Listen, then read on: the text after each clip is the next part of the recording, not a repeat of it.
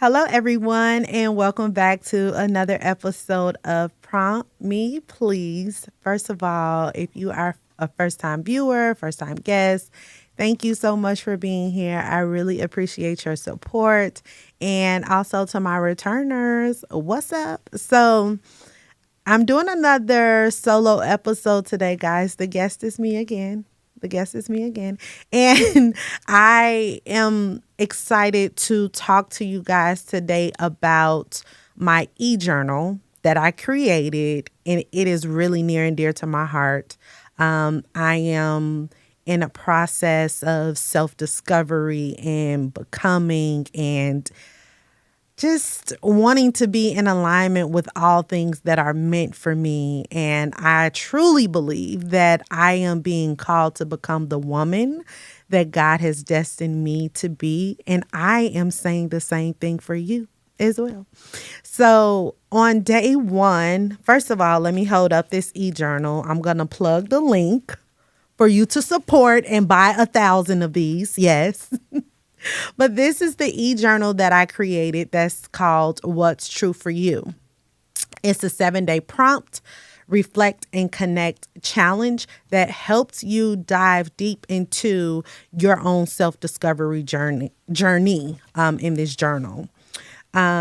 So if you haven't seen it already, I already have an episode for day one, and day one talks about discover your truth. And so go watch that, take a listen, and let me know, give me some feedback, or tell me what resonated with you with that particular episode, because the question was asked, what truth about yourself that you've been hiding or that you've been avoiding? I got a story in there for y'all, and it's really good. Go take a look at it. Day two was embrace your authentic self. So that episode would have aired, but it's not a solo episode. It's actually with my college best friend, Victoria, and we talked about her journey of her embracing her authentic self. So what I will do is read my excerpt when I answered the question, so I could go through that really quickly with you guys. But day two was a really great conversation because we talked about the importance of embracing who you truly are and like who you are meant to be. And my best friend talked about the process of, growing up as an only child and what her journey through like high school and college and even after college looked like for her and who she is today as a woman. So shout out to my best friend for joining me on the couch, but that episode was really good as well. So in regards to day two of embracing your authentic self, the prompt had asked, when do you feel most like yourself? What are you doing? What are you saying?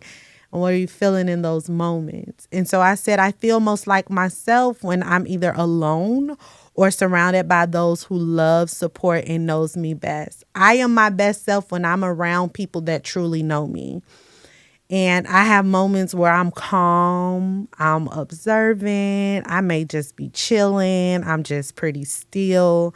And then I have my energetic moments where I'm very like perky, I'm singing, I'm dancing, I'm loud, I'm vibrant, and I'm smiling, and I'm laughing a lot. When I tell y'all, when I'm with my people, when I'm with my friends, my loved ones, oh, it's the key every time. Oh, we're going to be cracking jokes. It's going to be a really good time. And so that's how I know when I'm my best self and when I feel most like myself. And then, of course, speaking to the times in which I am alone. When I'm alone, I really, really love being around nature. I really like the scenery of it as well. I've been saying this year, especially in the summer, that my sunroom in my home has been like a saving grace for me because that has been my oasis. That has been my zen. I can be in there morning, noon, and night for real. Like, oh my goodness, to hear the birds chirp or fly around. I'm looking at the rabbits hop around in my backyard. The wind is blowing. The trees are blowing. Like, I really like being around nature, and I just have an appreciation. I just be like, God, you did that. I meditate in my sunroom. I journal in my sunroom. I do devotionals in my sunroom. I do yoga. Y'all, I have gotten into yoga, and woo, it is not easy. But it is doing my body so good, and it's really like setting the tone for my mornings and like how I exist and how I'm moving throughout my day. But I'm doing all of this in my sunroom, and it has been extremely helpful. Okay. And then I said, I feel free. I feel happy. I feel joyful. I feel mindful. It's just an overall good vibe and feeling. And being in that space with me can be contagious. It's electrifying, but it's genuine. It's transparent. It's authentic. And most importantly, it's liberating. I think the best part of embracing your authentic self, there comes a sense of freedom. And with the sense of freedom, you really don't care. Like, you don't care what's happening, what's going on, what's around you, because you just feel so free to be yourself. And so that was my day 2. And the affirmation for that day 2 says, I am free to be fully and unapologetically me. And that is what the Prompt Me platform is all about. You know, tapping into that inner you to embrace your truth and unapologetically walk in that, and just being free to do that. And so you will hear me always say my virtual journal, which is this podcast, I like to say, it helps encourage people to think different, to do different, so that they can be different. And by people telling their stories, all with the start of the prompt. All I'm doing is asking a question. But yeah, so day 3 today, we'll be talking about releasing the narrative.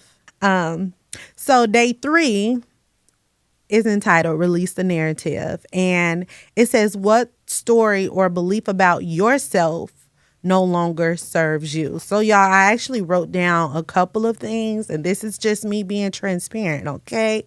I'm being vulnerable, and I am sharing my truth.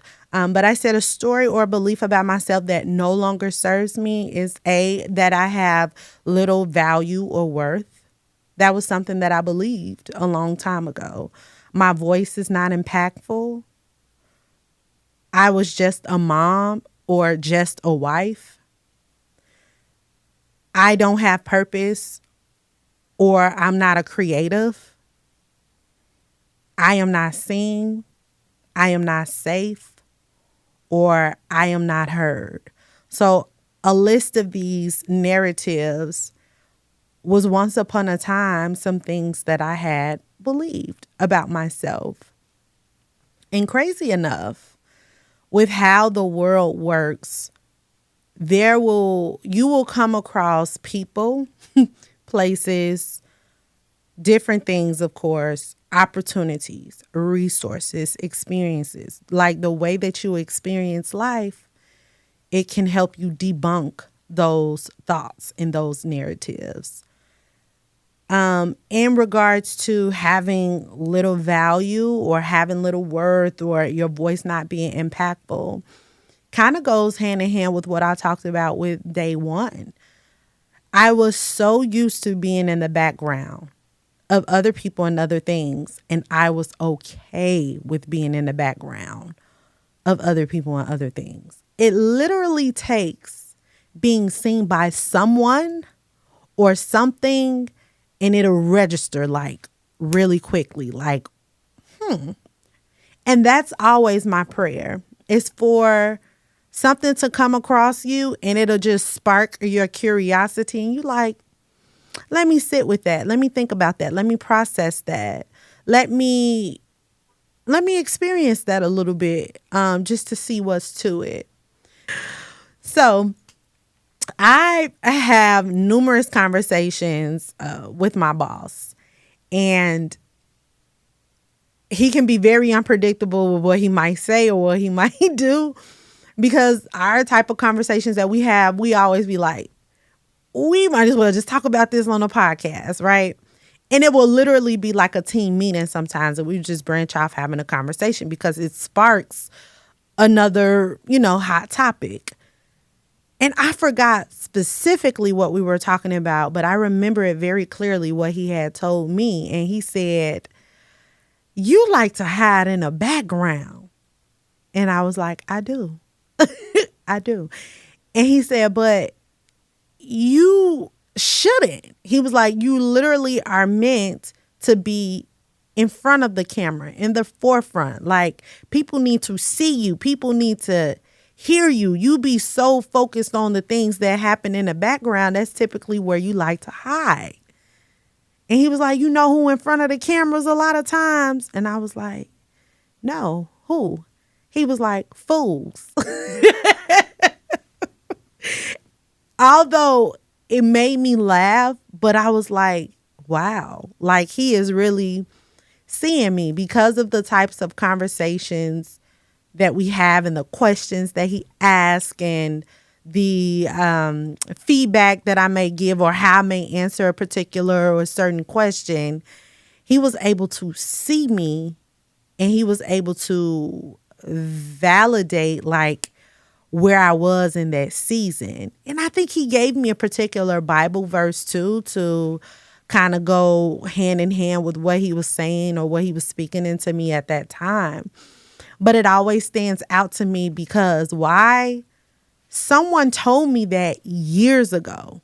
Someone told me that same thing years ago. They said, you like to hide in the background and you can't do that. Like, that's not where God wants you. And it was literally in one ear and out the other, like, yeah, I hear you. Yeah, okay. But how years later it's coming back up again, and I truly believe that's how God works. Like, okay, she didn't hear me then. Okay, let me tell her again now. She's in a new season, a new mindset, a new environment. Just literally all things are new. And that stuck with me. And I begun to build on that. I had thoughts. Literally, I have like proof in my notes in my phone. I was supposed to start this podcast years ago. Years ago. I remember playing around with the idea of names and asking some of my friends about it, but I just never did anything with it. And once again, this same boss of mine, he was like, "I see you having your own podcast." And I was like, "What are you talking about?" Stop talking, But one thing's for sure, two things to be true. Look at what I'm doing today. And so I'm like, literally, that is how God works. And so when I am releasing these episodes and these clips and I'm getting feedback, or I run into people and people like, "Yeah, I seen that episode. I seen that clip. Duh, this is you, girl. Like, you should have been doing stuff like this. I see this so much for you. I love this for you." And it's so much great feedback, so much great praise, and like people are giving me my flowers through words of affirmation. I kind of learned like that's a what am I trying to say? That's a love language of mine that has kind of like climbed up the charts. And I'm like, wow, I'm really doing this. I really want to speak to mothers and wives, either or both of you. You might have both roles like me. But you are more than just that role. You are more than just that role. I seen a TikTok of a woman talking about, "I'm not stopping my dreams for my children." And then, of course, I always like reading comments. And some of the other women were saying, "And you don't stop your dreams for your husband either." And I'm like, that's right. If you are meant to do something, if you are meant to be somewhere, like, those things will naturally come into alignment with you, and it will be nothing but great energy surrounded by it. You don't have to push. You don't have to pressure. You don't have to like force it. Like, it will just naturally happen and naturally align to you because it's truly meant for you. I felt, especially something that my husband and I talked about in prior episodes, check them out, how we poured our all into being parents. And then whatever we had left over for each other was what we had left over for each other. And I was like, wow, both of us were pouring from empty cups. We were just like no energy. And then we were wondering why our marriage wasn't thriving in that season, because literally everything was going into our young son. And so now we're in a season and in a space where we are mindful and more aware of the importance of checking in with each other at the beginning of the week, the middle of the week, end of the week, a couple times during the day. Like those things are really important. And speaking to one another in terms of how we communicate about the dreams and hopes and desires that we wish to fulfill. We are supportive of that. And so that would be another thing to be true for you. Whomever you're in a relationship with, whether it's platonic or intimate, they will be supportive of what you truly desire to do and where you want to be. And so life is here one minute and then it's gone the next. We always like to bring that up when somebody dies, but let's debunk that. It really doesn't have to be when somebody dies. You understand the importance of time. I speak with a lot of people about how they wish they would have spent a particular amount of time in a particular amount, like in the season that they were in. And I'm just like, literally, time moves on, whether you make a decision or not. And so you don't want to be left behind. You don't want to be filled with regret. You don't want to have any type of doubt or fear around what you're trying to do, because guess what? Time will move on whether you like it or not. So whatever role that you play, you could be a brother, you could be an uncle, you could be a cousin, you could be a best friend, you could be a husband, you could be a wife, mother, father, whatever role it is, it doesn't matter. Time will still move on. So make a choice and do not put your dreams on hold. Do not shrink yourself because of something else, right? Like life will continue to happen too. Like new levels, new years, new seasons. Challenges don't stop. Just because you get over one challenge doesn't mean you won't have another. So literally, there is no time to waste. Literally, there's no time to waste. And so that was really for moms and wives, because a lot of times the emotion in us, how we were made, we shrink ourselves. We shrink ourselves a lot. And then when we look up and so many years have passed and the children are grown and the marriage had worked out or not, right? But our significant other may have passed on or still here, like time waits for nobody. And so you can't say, oh, in 10 years, I will finally be able to. Why not start now and just work toward the goal and take it step by step and day by day? Something that helped me release the narratives and the stories that I came up in my mind about myself with PromptMe, that I worked out when I would check in with my therapist. She was like, just do one thing a day. One thing, no matter how big or no matter how small, and see where that gets you. But start now. Start now. Do something. Not nothing. Do something. And so literally, I set a timer in my phone at 7:00 p.m. and it asks me a question. It says, are you working on PromptMe? And that's the alarm on my phone. So if I did something for PromptMe already, I don't have to tend to that alarm. But if I haven't done anything for Prompt Me, that is my nudge. That is my accountability system. That is my reminder to say, no matter how big or small, tend to your baby. And so that's literally what I have done with Prompt Me. And I'm making progress day by day. Day by day. I'm taking it one step at a time. Because what I used to do, which didn't help my storytelling and my narratives, I used to think that I had to do it all in one sitting. I can't do it all, especially if it's just me by myself, but I can't do it all.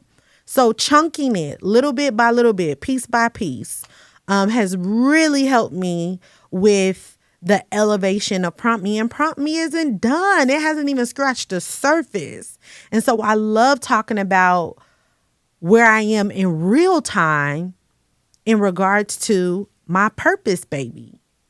And so I truly believe if I keep my mentality and chunking at it, going at it day by day, going hard, giving it my all, Prompt Me about to take off, y'all. I keep telling y'all.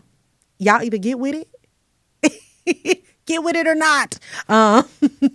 So yeah. And not having purpose. Let me tell you what I truly believe in my heart of hearts. We were made by a creator to be creative. I'll say that again. We were made by a creator to be creative. And as a creative, you have purpose. And you never know what your purpose is until you discover who you are. You are not able to move at the pace you would like, be at the place you would like, until you sit with yourself and understand your gift, your skill, your talent, all the abilities that you carry that's within you, but you have to dig deep and sit with yourself. There is self-discovery and self-awareness. It's crazy because other people will see it in you sometimes before you see it in yourself. Sometimes people shy away from truly looking in the mirror to say, this is who I am and this is why I am the way that I am. And then there will be experiences. There will be other people in different circumstances that will force you to look at yourself in the way that you need to see yourself. You have purpose. You have purpose. Everybody has a purpose, but it takes time to discover your purpose because it takes time to sit with yourself to understand who you truly are to the core of your existence, to the core of your being. I had to learn that about myself. And a lot of times we put ourselves on, what am I trying to say? Like a timeline. We try to give like by 25, I want to be here. By 30, I want this. By 47, I need to have that. And you're really not in control of the future. You literally exist in the present to be day by day. So what will it cost for you to do? What is a starting point to tap into the inner you to understand your truth and who you are and what you were meant to do? Number one is you have to be still. Ooh. You have to be still. You have to be in a sense of solitude. Like, a lot of people don't stop moving and they think that is a flex. A lot of people just always on the go, go, and go. And they think like, yeah, I'm him or I'm her. You're not. You're just busy. You're keeping yourself occupied. And you're not really sitting in the present to understand the reality of where you are. That's that self-awareness and self-discovery. How I've learned to sit still, honestly, was through meditation, which is my sunroom. Like, not, and sometimes you gotta tear me out of that thing. You gotta tear me out of my sunroom. But when I am able to be alone, turn off the phone sometimes, or okay, you don't want to turn off your phone, but leave it in another room. While you be in this space, in this environment, leave your phone. People be bringing their laptops, their iPads, or a book just to clog their mind with other things. And it's like, no, you don't actually need none of that but yourself. And sometimes the truth is people don't like sitting with themselves. Okay. Say, for instance, you don't want to sit with yourself and you need that accountability. Start off with a therapist. Get you a life coach or psychologist or a mental health clinician. Get you somebody that will be able to hold that mirror up to you and give you the work that you can report back to. So when you have the homework, they can hold you accountable to you actually doing it. Because sometimes people need that, and that's okay. Listen, we listen and we don't judge. But I'm trying to give you some tips and some hints on how you can discover your purpose. And that's by sitting still, sitting in solitude, and being with yourself. What are the thoughts that you think? A life coach he's not a life coach, but he's an entrepreneur, and I like listening to him. I call him my virtual god dad, but his name is Myron Golden, who is a powerhouse. Look up some of his videos. Like, he gives it to you raw, real, but true. He said, what you perceive is what you believe. What you perceive about yourself is what you believe about yourself. How far you go is how you look at yourself. So if you see that low value that I talked about that once was a narrative of mine, you're not going to go far, babes. So these are little pieces of homework that you can do to discover what's true for you. Listen, that was a bar, but I didn't even try to do that. It was just honestly just automatically right there. Okay. And feeling seen, feeling safe, feeling heard. You have to sit with yourself to understand, where do those narratives come from? You may experience a life of where you were constantly moving. So that's where security may not come from. Not feeling seen, always overlooked. Your voice not being valued. Like when you try to give an opinion and people may shun it, or they hear you, but they really aren't listening. Like those things may come up as triggers. And so when I think about not feeling seen, man, let me tell you something about my tribe, especially the appreciation that I have for them in my 30s. I am seen by my tribe. I always tell people that the friends that I have in my life are literally the standard.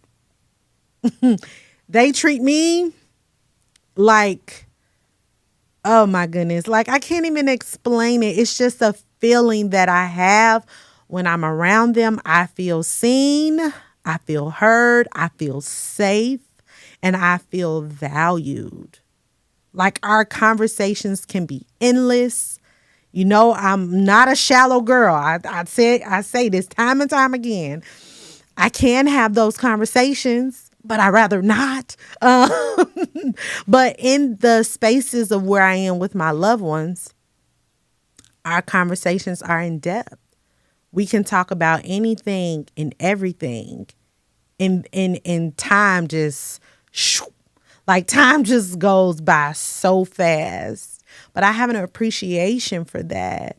So about 2 weeks ago, I was attending an event with one of my friends, and we went to this Afro yoga meditation breath work event, and it took place at a beach. And on our ride to, we're engaging in conversation. Like I said, we talk about everything. And we were just talking about the importance of feeling seen by your friends. And so sometimes people like to shy away from not being seen. I'm letting you know now, if you in a relationship with me, I want to be in a space to where I can see you. Especially if we have history, like, come on, right? And so I told her about a particular time when I was doing something in the car. Oh, no. I know exactly what happened. We were driving, my husband and I in the sun, and my best friend was in the back of the car. And we were driving. We were on our way somewhere, maybe to like a cookout or something. And my husband was looking for a park. And I'm going to put myself out there. I was being, what do they call it? The passenger princess? Not the passenger princess.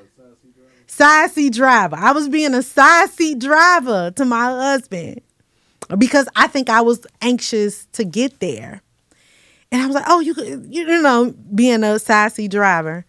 And my friend in the back just tapped me. And he was like, don't do that. He got it. And I was like, you're right. Why am I doing that? But to be seen by my friend and be like, what are you doing?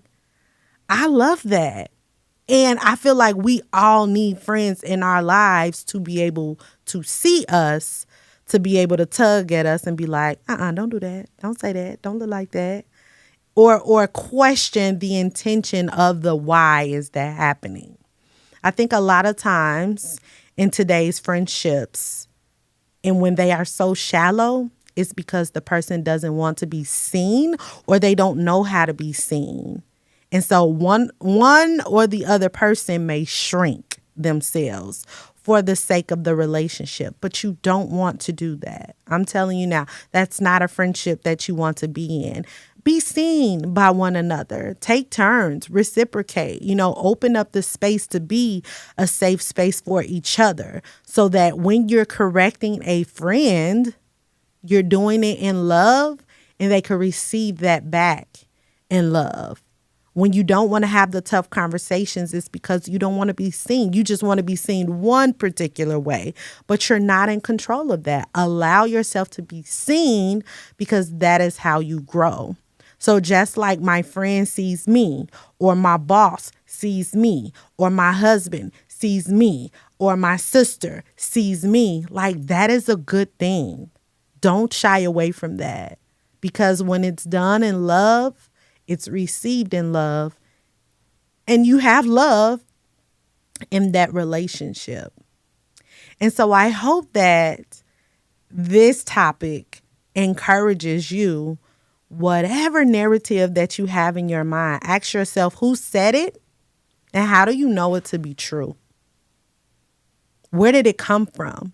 Sometimes you got to do some root work because that stuff had been planted in you for a very long time and for many, many years. Think of like a tree growing. A seed had to be planted to grow and become this big, thing.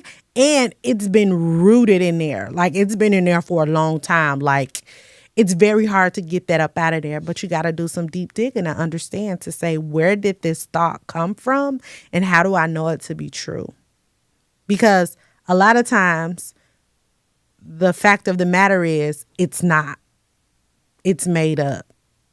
And it's not for you to continue to carry that. So I am sending this message to you all to tell you to release that narrative, drop those stories, debunk those myths, get rid of it. Remove that imposter syndrome. Remove the spirit of doubt, the fear of failure. Like you have to fail sometimes in order to learn. Why do you think that you're going to excel at every single thing and not get anything wrong? There's no learning in that. Who do you lean on? Who holds you accountable? If you get everything right, you're going to have to get some things wrong in order to learn. But there's the lesson in the learning because that is how you grow as a person. So the affirmation that I want to leave you with is, I release what no longer aligns with who I am becoming. And your homework is write a release letter to that belief, tear it up, or burn it safely. So, I want to tell you guys, thank you so much. If you reached all the way to the end of this episode, tell me I am releasing that narrative. That's what I want you to write in the comments. I am releasing that narrative. Whatever narrative that you have in your mind that you thought about, just tell me in the comments. I am releasing that narrative. So thank you so much for sticking it out with your girl. For those of you, I don't even think I introduced myself at the beginning of the podcast, but my name is Tatiana, also known as the Prompt Coach T. Okay, I will plug my eJournal. I am super excited about it and been getting a lot of feedback in regards to those that have purchased it already. Thank you so much. That is really good, and that is really helping them and helping them transform their mind and how they think. And there's so much power in the way that you think and how you see yourself. And so start there. So I want to say, as always, keep journaling, keep growing, keep learning, keep loving, keep living, keep manifesting all the things. I love you, and there's nothing you can do about it. Until next time, I'll see you on the next episode. Take care. Bye.